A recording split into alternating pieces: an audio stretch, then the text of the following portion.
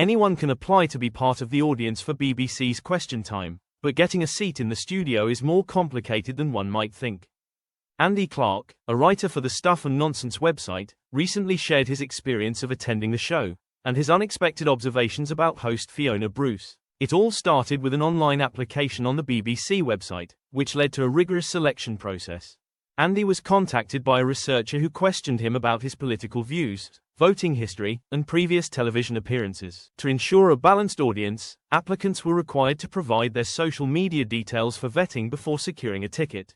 Before arriving at the venue, audience members had to submit 2 questions they wished to ask the panel. Upon arrival, they were provided with additional question cards, as well as biscuits and hot drink. The warm-up session involved an introduction by a Scottish floor manager, who explained the house rules. Audience members were prohibited from bringing bags, wearing badges, or displaying clothing with slogans. Once seated, they were reminded that leaving during filming was not allowed.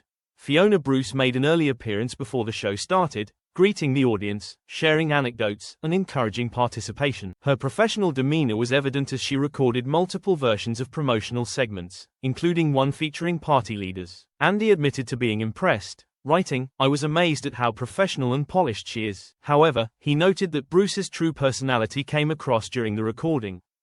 While she was charismatic and witty, he even described her voice as like melted chocolate. He felt a sense of disappointment by the end of the evening. Andy had hoped for some informal interaction with the panel after the show but was disheartened when they were swiftly escorted away before the audience could approach them. On the panel that evening were Green Party's Carla Denyer and Labour's Shabana Mahmood. Both requested cushions for their seats, as the chairs were lower than expected. Amusingly, Andy observed that the BBC's budget seemingly didn't stretch to 2 cushions, as Denyer had to make do with a folded rug instead. The experience left Andy with mixed feelings.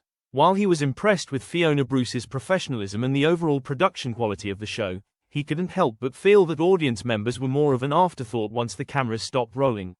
His behind-the-scenes insights shed light on the carefully curated nature of Question Time, offering an intriguing glimpse into what it's really like to be part of the studio audience.